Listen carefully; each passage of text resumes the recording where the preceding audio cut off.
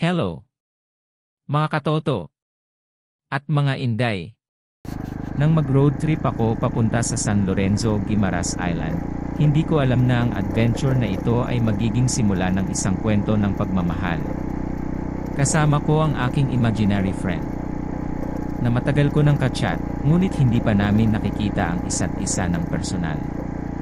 Nang mag-umpisa kami ng aming biyahe, tila ba ang kalsadang patungo sa San Lorenzo ay sumasailalim sa aming damdamin.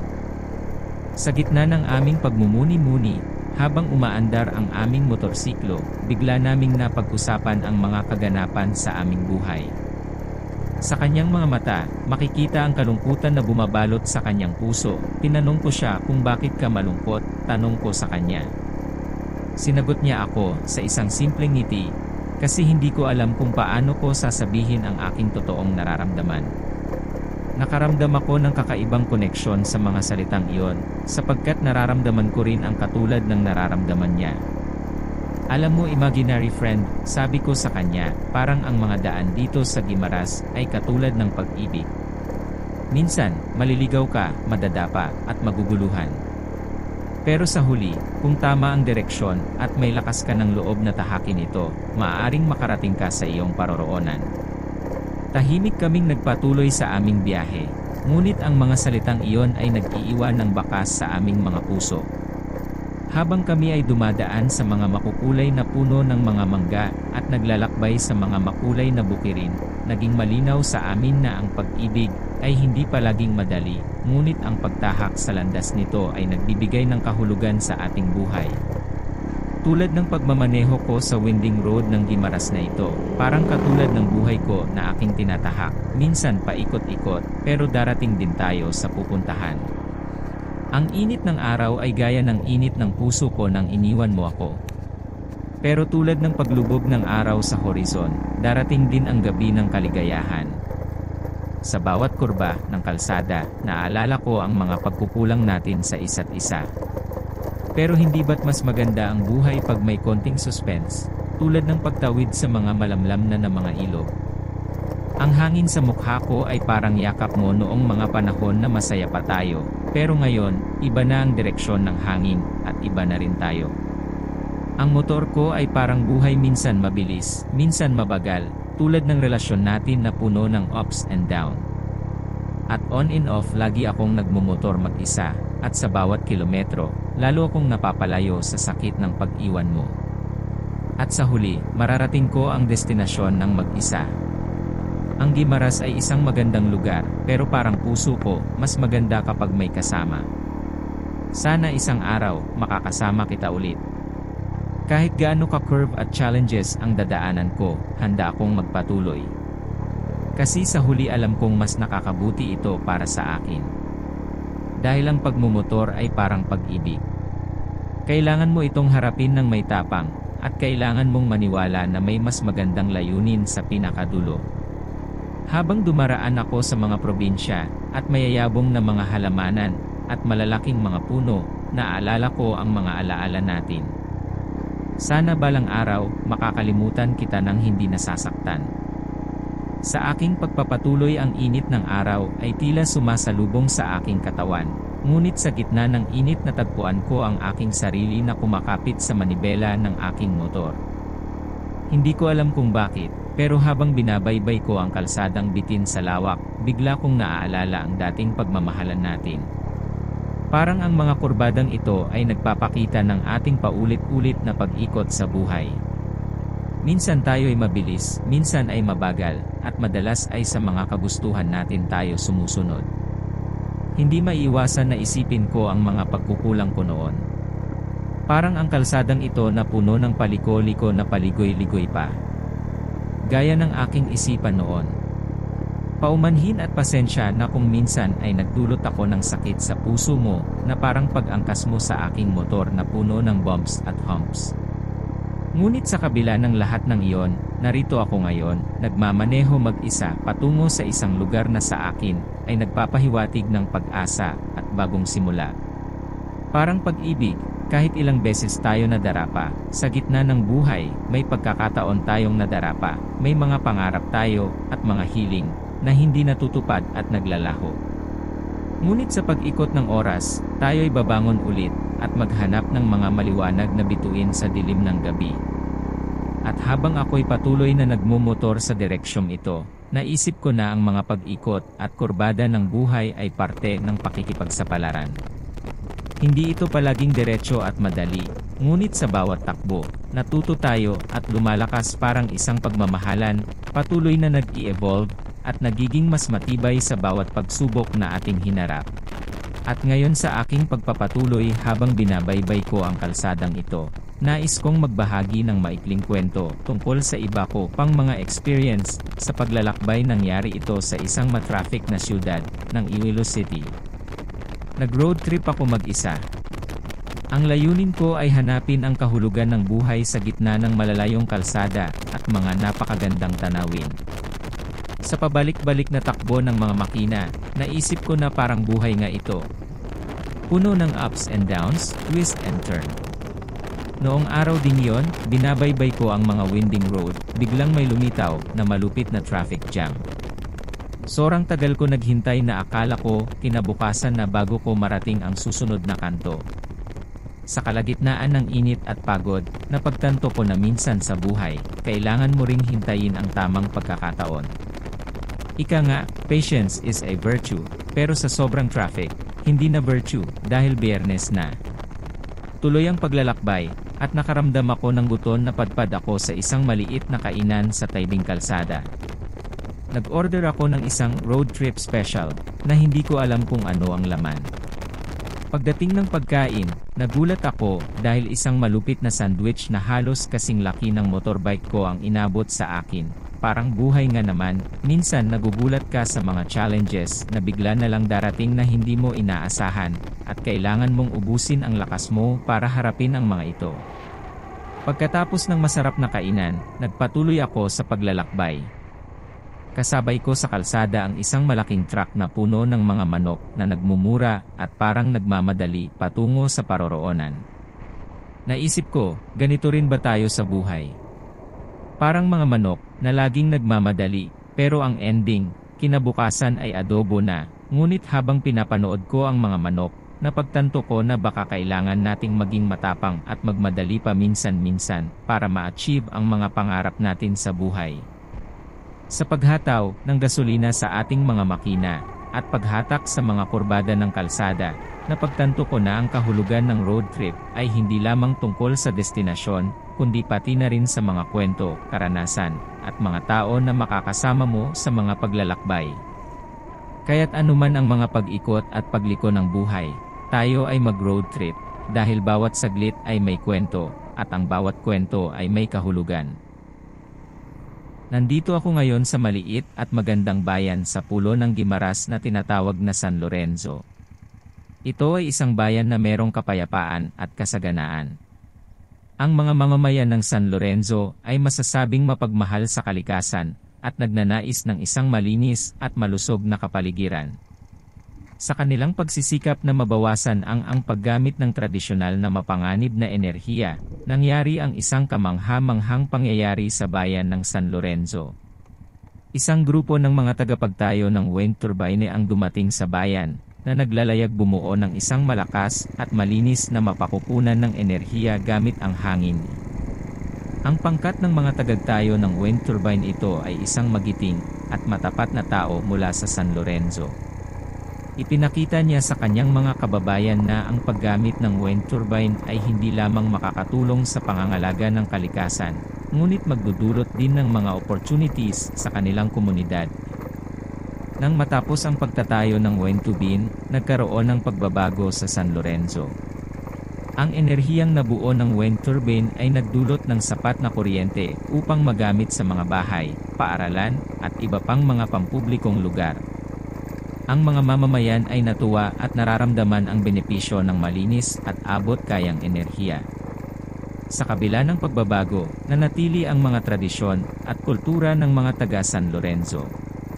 Sa tuwing may malakas na hangin, ginugunita nila ang kasaysayan ng wind turbine sa isang pista na tinatawag Himig ng Hangin. Sa pista na ito, ang mga mamamayan ay sumasayaw at kumakanta ng mga awit na nagpapahayag ng pasasalamat sa kalikasan at sa tagumpay ng kanilang komunidad. Ang bayan ng San Lorenzo sa Guimaras ay naging huwaran para sa iba pang mga komunidad sa Pilipinas at sa buong mundo. Ang kanilang kwento ay naglilingkod bilang inspirasyon na kahit isang maliit na bayan ay may kakayahan na gumawa ng malaking pagbabago sa pamamagitan ng malasakit sa kalikasan at ang pagtangkilik sa mga malinis na mapagkukunan ng enerhiya. Sa kasaluyan, ang San Lorenzo ay patuloy na naglalayag tungo sa hinaharap na may kasigasigan na pinapangalagaan ang kalikasan at nagsusulong ng pag-unlad na nagpapahalaga sa kapakanan ng mga tao at ng kapaligiran. Ang wind turbine sa San Lorenzo, Guimaras ay maaaring magdulot ng ilang magandang epekto sa lugar na ito. Narito ang ilan sa mga nadiskubre ko. Una, ang wind turbine ay maaaring mag-produce ng malinis na enerhiya mula sa hangin, kung kaya't ito ay maitutugma na renewable energy source. Sa pamamagitan ng paggamit ng wind turbine, maaaring mabawasan ang mga fossil fuels na nagdudulot ng polusyon sa hangin at pagtaas ng greenhouse gas emissions. Pangalawa, ang pagtatayo ng wind turbine sa San Lorenzo, Guimaras ay maaaring magdulot ng pag-usbong ng lokal na ekonomiya. Ang proyektong ito ay maaaring magdulot rin ng mga trabaho sa konstruksyon at operasyon ng wind farm, kung saan ang mga lokal na residente ay maaaring makinabang sa mga opportunities na ito. Bukod pa rito, ang wind farm ay maaaring magdulot din ng mga royalty fees sa lokal na pamahalaan na maaaring gamitin upang suportahan ang iba pang mga proyekto sa komunidad. Pangatlo, ang paggamit ng wind turbine bilang alternatibong mapagkukunan ng enerhiya ay maaaring magdulot ng pangangalaga sa kalikasan. Hindi lamang ito nagpapababa ng greenhouse gas emissions, ngunit maaari rin itong mapangalagaan ang mga ekosistem sa lugar. Sa pamamagitan ng paggamit ng malinis na enerhiya mula sa wind turbine, maaaring mabawasan ang pangangailangan sa pagmimina ng mga fossil fuels na maaaring magdulot ng pinsala sa kalikasan. Pang-apat, ang wind farm ay maaaring naging atraksyon para sa mga turista at mga bisita na interesado sa renewable energy. Ang mga wind turbine na nagmumula sa malayo ay maganda ring tingnan at maaaring magdulot ng kamalayan sa mga tao tungkol sa kahalagahan ng renewable energy. Ito ay maaaring magbukas ng mga oportunidad para sa turismo at edukasyon sa lugar. Ang mga epekto na nabanggit ay mga pangkalahatang posibilidad ng pagkakaroon ng wind turbine sa San Lorenzo, Guimaras. Gayunpaman, mahalaga ring isaalang-alang ang mga lokal na kondisyon, regulasyon, at mga implikasyon ng pagtatayo ng wind farm sa isang partikular na lugar. Dapat itong isakatuparan sa pamamagitan ng pagsasagawa ng mga pagsusuri sa epekto sa kapaligiran at komunidad upang matiyak ang pangmatagalang pag-unlad at sa kabutihan ng lugar. Ang bayan ng San Lorenzo sa isla ng Guimaras, aking nalaman na napapalibutan ng mga kwento mula sa aking imagination, tungkol sa isang misteryosong bundok na nagtatago ng isang kamangha-manghang tanawin. Ito ay tinatawag sa bundok na himig ng hangin. Sa tuwing ako'y napapaisip tungkol sa bundok, sumasaya ang aking mga mata at nagsisilabasan ang mga malilikot na imahinasyon sa akin. Sabi ng mga matatanda, mayroong isang malaking turbine na may sukat na halos 5 palapag na nakatayo sa tuktok ng bundok sa himig ng hangin. Ito raw ay matatagpuan sa isang malapad na talampas na tila naglalaro sa hangin. Ako naman ay hindi makapaghintay na mapuntahan ang nasabing lugar. Isang mapayapang umaga, kasama ang aking malikot na imahinasyon, sa paglalakbay ko naakit ako sa makulay at masiglang tanawin ng San Lorenzo. Ang mga tanim na puno na nagliliining sa daan ay nagbibigay buhay sa paligid, habang ang langit ay nagpapakita ng malinaw na asul niyang kulay. Pagdating ko sa tuktok ng bundok, nalantad sa akin ang nakaka-amaze na tanawin. Ang malalaking wind turbine na inaasahan ko ay naglalakihang naghahatid ng malakas na hangin na kumikilos sa pag-ikot ng buong lakas ng kuryente ng bayan. Ang mga paliko-likong sanga ng punong kahoy at mga halaman ay nagbibigay ng isang pambihirang backdrop sa mga wind turbine. Sa ibaba, nakikita ko ang baybayin ng Guimaras, na sumasayaw ang mga alon at pumapaligid sa puting buhangin. Ang kulay ng dagat, na kung minsan ay berde o asul, ay isang tanyag na tanawin na tila walang katapusan. Sa kabuuan, naging kumbinsido ako kung bakit tinawag na bundok ng himig ng hangin ang lugar na ito.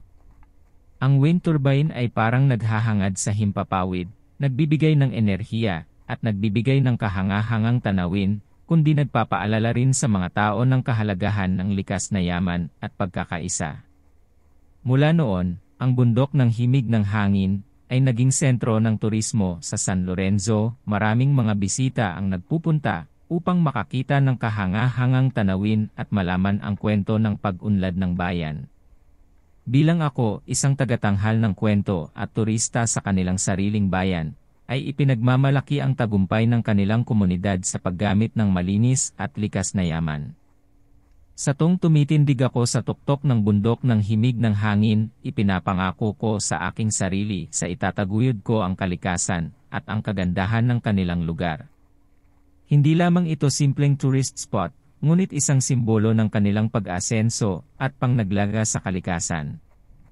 Habang palakad-lakad ako sa bukid ng San Lorenzo Wind Turbine Farm, kasama ko ang aking imaginary friend, at sa simula, akala ko ay simpleng lakad-lakad lang ito.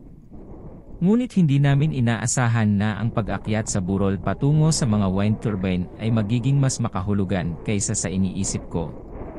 Habang ako'y palakad-lakad, napansin ko ang malakas na simoy ng hangin, tila ba ito ay nagbibigay buhay sa aking mga pagod na katawan. Ang buhay ay tila ba nag-slow motion, at para bang ang lahat ng aking iniisip at mga problema ay nawala sa bawat sariwang hampas ng hangin. Nang ako'y makarating sa tuktok ng burol, nawala ang aking hininga sa kagandahan ng tanawin. Ang mga wind turbine ay parang mga matataas na mandirigma, na nakatayo ng maayos at handang-handa na harapin ang anumang pagsubok. Ang mga bladed rotor nila ay parang mga kamay na nagbibigay buhay sa hangin, tila ba ito ay isang sayaw ng mga makapangyarihang puwersa ng kalikasan. Nang makarating ako malapit sa isang wind turbine, ako'y bigla na lamang tumakbo patungo doon, para bang ako'y tinatawag ng mismong hangin na bumabaybay sa aking mukha. Tumakbo ako ng tumakbo, hindi ko alintana ang aking hingal, at naramdaman ko sa aking buong katawan ang pagdaloy ng aking dugo sa aking mga ugat na nagpapatibok ng aking puso, kasabay ng ritual ng hangin na sumasalubong sa akin. Nang makarating ako sa itaas ng wind turbine, ako'y tumigi sa pagtakbo, upang huminga at masilayan ang buong paligid nito.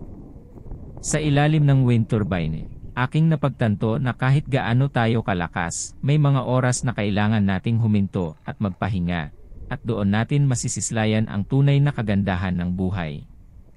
Habang ako'y palakad-lakad doon sa ilalim ng wind turbine, ako'y napuno ng inspirasyon at pag-asa. Ang pagtakbo ko sa magandang tanawin ng bukid ng San Lorenzo ay nagpapaalala sa akin na ang buhay ay puno ng mga kakaibang pagkakataon, at minsan, ang mga simpleng hakbang na ginagawa natin ay maaaring magdulot ng mga hindi malilimutang karanasan. Ito ay isang araw na hindi malilimutan, isang araw na pagtakbo, at pag-akyat, at pag-asa na ang hangin ay laging nasa ating likuran, nagbibigay buhay sa ating mga pangarap. Nagpatuloy ako sa paglakad sa burol ng San Lorenzo, hindi ko alam kung ano ang aking aasahan, ngunit hawak ko ang aking kamera, na puno ng kakaibang kaka-excite na pakiramdam. Habang umuusad ako, pagdating ko sa tuktok ng burol, doon ko unang nakita ang mga iba pang mga wind turbine mula sa iba pang mga bukirin ng San Lorenzo. Napakalalaki nila, at tila bang mga malalayong manlalayag sa himpapawid. Ang kanilang mga rotor blade ay nakaka-enjoy pagmasdan habang umiikot, parang mananayaw na sumasayaw sa gitna ng malawak na stage ng kalikasan. Habang tinututok ko ang aking kamera sa tamang anggulo ng mga wind turbine, para makakuha ng magandang view video clips, aking na-realize na sa bawat pag-ikot ng mga rotor blade nito, parang katulad ng pag-ilkot ng buhay natin sa mundo. May pagkakataon na nasa ilalim ka, at may mga sandaling nasa tuktok ka. Kahit gaano tayo kabilis umikot o gaano tayo katagal nagstay sa isang lugar, ang importante ay ang mga pag-ikot na ito ay nagdadala sa atin sa mga bagong karanasan at pagkakataon. Kaya't huwag nating katakutan ang pag-ikot, dahil bawat pag-ikot ng buhay sa mundo ay pagkakataon na mas maging maligaya at mas maging matagumpay. Hindi ko napansin ang oras habang ako'y naglalakad sa kakaibang ganda ng San Lorenzo Guimaras. Nagkaroon ako ng pakiramdam na tila ba ang buhay ay nagpapakita ng kanyang sariling taglay na kagandahan, kahit sa mga panahon ng pagsubok. At tulad ng wind turbine na ito, may mga pagkakataon na tayo ay lilipad pataas at mararating ang mga bagong mataas na lugar. Nang ako'y bumaba kanina mula sa burol na yon, habang hawak ko ang aking kamera, na puno ng mga video clips mula sa wind turbine. Napagtanto kong ang aking adventure ay hindi lamang ukol sa pagkuha ng mga larawan. Ito ay ukol sa pagtuklas ng kagandahan sa simpleng bagay, pag-unawa sa kahalagahan ng pag-ikot ng buhay, at pagtanggap na minsan tayo ay aandar ng mabilis, at sa ibang pagkakataon ay tayo ay hihinto, ngunit ang mahalaga, tayo ay magpatuloy at manatiling matatag sa gitna ng hamon. Upang harapin ang buhay ng may positibong pananaw. Dahil ang pagsubok sa buhay ay parang ulan, minsan malakas, minsan mahina, pero kailangan mong magpakatatag para makaraos. Kapag ang buhay ay nagbigay ng mga pagsubok, huwag kang sumuko. Dahil sa bawat pagsubok na iyong nalampasan, mas lumalakas ka. Ang pagsubok sa buhay ay hindi dapat ikatakot, dahil sa bawat pagsubok ay mayroong aral na mapupulot. Kapag hindi mo kayang takbuhin ang daan, lumakad ka na lang step by step. Kahit mabagal basta tuloy-tuloy lang.